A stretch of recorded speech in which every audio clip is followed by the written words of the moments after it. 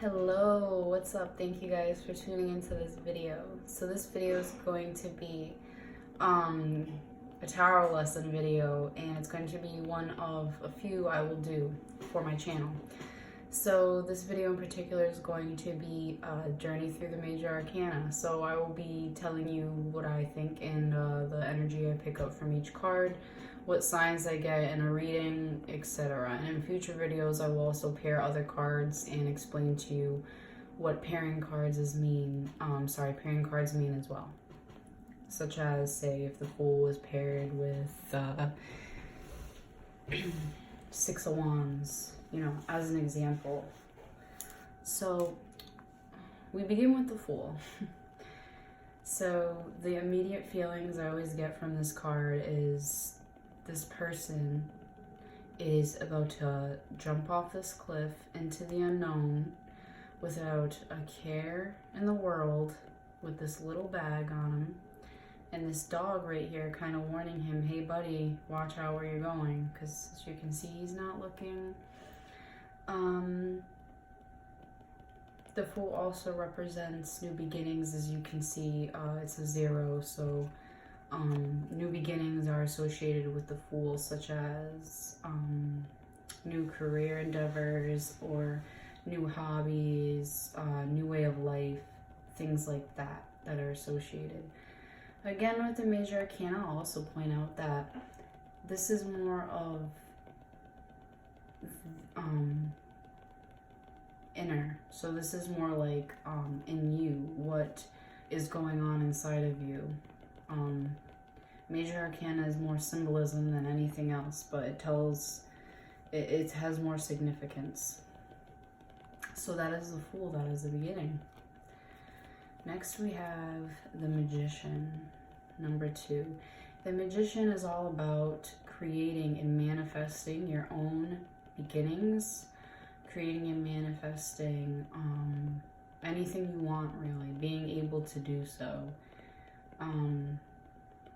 As you can see, we have cups, swords, pentacles, wands, and he's kind of like, he has this whole table. He's like crafting over here. He's creating, he's manifesting what it is that he wants in his life, as well as I feel like the floral in the background also kind of goes with that. And we have the infinity symbol as well, so very good manifester, and new beginnings as well, because it's 1, so it's kind of like that's when you're making your first step towards manifesting what it is that you want. So yeah, this is the Magician. Get some water. Okay, so next we have the High Priestess. So I always think yin and yang when I look at it, because it's 2 black and white, we'll call it. The High Priestess is about unforeseen things, as well as intuition, as well as again, like for some reason I get like definitely like the unknown. Definitely reminds me of the Moon card in a way, hence the Moon. But yeah, someone who, if it's also, you know, being seen as a person, this is someone who has a lot of higher knowledge. But yeah, strong intuition vibes when I pull this card. It's more like a kick, like, hey, listen to your intuition, look at the facts, that sort of thing. And hence why, you know, the Moon here. Yeah, that's what I get for the High Priestess. And then we have the Empress. So with the Empress, I love her energy. She is obviously the divine feminine. She embodies beauty. She embodies grace. A lot of times when she shows up in your reading, she represents fertility. So look out for that. But if this isn't a reading and it shows you, that is beautiful, because she is just everything you would want in a woman. And I mean like the perfect embodiment. of a female, is the Empress. So next, we have the Emperor. He is the divine masculine. He also is the card of Aries as well, you can see. When he shows up, he is a figure who is very powerful, very intelligent, very stern in his ways. Could be someone who is very, again, like someone who takes charge and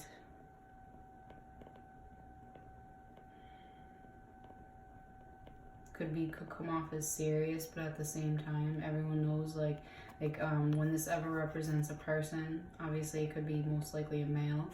It is a male who is will be very successful and has a mature understanding, sort of thing. Okay. So then we have the Hierophant. The Hierophant, when I see this card in a reading, it typically means religion. So it could mean religion. It can also mean teaching, being a preacher, preaching to others, being in a profession where you do this. It could mean a union as well. So a sacred union such as marriage, when that shows up in a reading. But yeah, so most likely like religion or union, coming to the realization of obviously one of those particular things. Oh yeah, Lovers. So next we have the Lovers. So this card is obviously represented as a soulmate. This card is amazing to get in a reading, obviously. It's just pure love. It is real love. It is soulmate, twin flame love, definitely. It's just a strong connection in general. This card will come out when either positive, things will be happening, or a beautiful union will be occurring, or the one you're in is the one you're supposed to be in, per se. It is a love that is divinely guided. It is a pair that is essentially perfect for each other, or a good match. I'll put it the best. That's the Lovers. Next we have the Chariot. So the Chariot is about moving forward with confidence and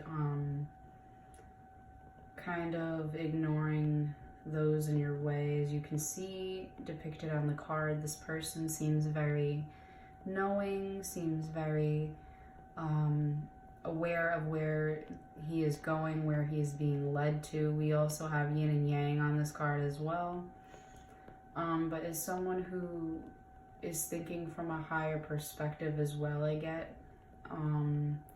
This person, it just means business and just means, moving the heck forward with whatever, but being successful and confident in doing so. In future videos, I will also be doing reversals as well, because I was just thinking that that would be excellent as well to do. So we have the strength card. So this is Leo card. So this could be if it's representing a person, it could be Leo. Other than that, this card, strength, just represents inner strength, having inner strength, having eternal inner strength, and being able to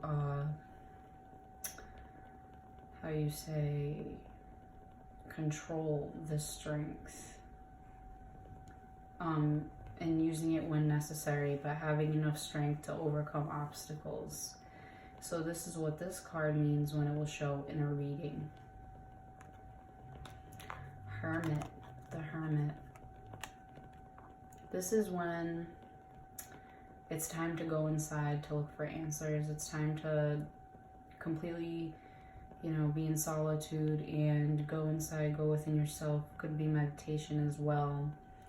To seek answers if you are needing to do so. If not, this could also be representing a person, a very wise person, a person who is divinely guided.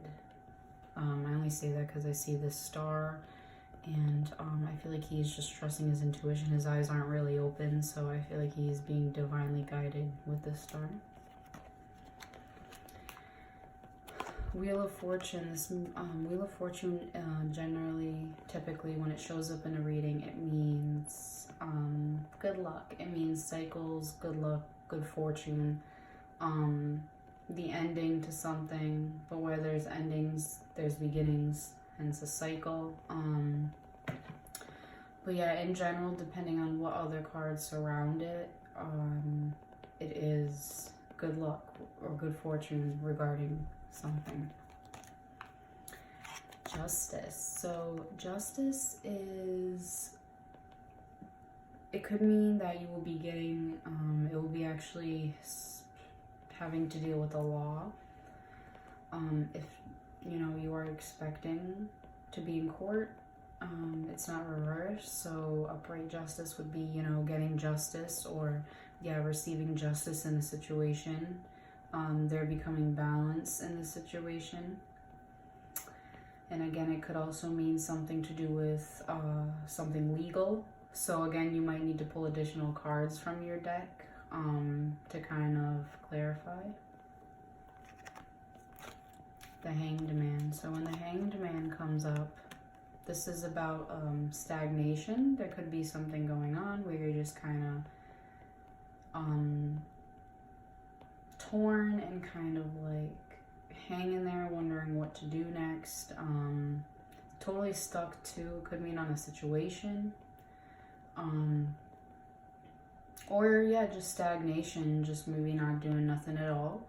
Maybe there needs to be some push of some sort, whether it's inspiration, etc. That type of thing. So that's the Hanged Man. Then we have Death. So Death is also the card of Scorpio. This also does not mean literal death. It well, depends on the surrounding cards, but most of the time it means transformation. It could be a very much needed transformation, something that's necessary, new beginnings. As you can see, there's a sun in the background, so this is about transformation, the sun coming up. Excuse me, the sun coming up and there being actual transformation coming. We have Temperance. So with Temperance, this is about balance. This is about inner balance, though, not like balance with pentacles, which is money, currency, balance with physical activities such as wands, fire. No, this is balance within yourself, emotionally, being in harmony with yourself. And again, depending on surrounding cards, it could mean that you are in balance and you are where you're supposed to be, or you're needing to come into balance on the inside, obviously. So the Devil. So the Devil would mean like addiction such as alcohol, drugs, people, habits, obviously ways, things like that. Just, you know, it's more of like a warning sign, like to stay away from anything that is not good for you, good for the soul, I should say. But yeah, it's not really a scary card. Like, it is, but it isn't. Nothing in tarot should be too scary. So as much as obviously we all do get scared from time to time, that's tarot. You know, that's why it's not like it's all gonna be roses. It's life, guys. Come on. But at the same time, what we manifest is what we get. So if you manifest positive, you get positive. We have the Tower. So the Tower, again, it's not a completely negative card, but it does mean something being shaken up in your life, some kind of destructive thing happening. This could be negative or positive. It is most likely something that you will not see coming, that, you know, you will be unaware of, sort of thing. As you can see, it's unexpected. They're like, whoa, what the heck just happened? Like, you know, this tower is like collapsing and on fire, and we're falling. So it's kind of like, yeah, that's what the Tower is. And again, depending on the surrounding cards, it could be a good surprise and change of things and foundation, or it could be sort of negative thing, but again, it's a warning, so you can change the outcome. Next we have the star. So the star is beautiful. The star, I believe this is Aquarius. It's about hopes and wishes being fulfilled, and I feel like this obviously would represent you filling your own wishes and your dreams and making it happen. And I believe this card also has to do with manifestation, because manifestation is about making things happen. So yeah, this, when it shows up in a reading, even depending on any surrounding cards, this is like a really good omen to have in a reading. Next we have the moon. So the moon is about unforeseen circumstances, as I've said, not knowing what's ahead, secrets, you know, not knowing what lies, trying to choose a very, very hard emotional decision, things along those lines, confusion. It can also mean, and again, depending on surrounding cards, it depends on the cards, how this could impact you. So that is the moon. Then we have the sun. Okay, so the sun, as you can see, is just pure happiness. It could be also nostalgia here with the kid. It's cute. But no, sun is generally just happiness, pure bliss. And again, with surrounding cards, you can be able to tell with this happiness what it involves and how you will know. Again, you know what I'm saying? It will give you more details. Judgment. So for Judgment, it's a great card. It's about rebirth. It could also mean literal judgment sometimes in a reading, I notice. Sometimes a judgment does mean like needing to judge a situation, or, you know, judge something from other views, you know, things like that. Be open to other views as they're opening their arms. But in general, it also means rebirth. So it's a very, you know, positive rebirth in values, morals, etc. And it is obviously a huge impact, as it is Major Arcana. And again, I cannot sweat this enough. Major Arcana, these are the most important cards, so do not forget that. And last but not least, we have the World. So the World is also reminds me of cycles. World also means traveling. Could also mean like a long distance relationship if you get like the World and the Lovers type of thing.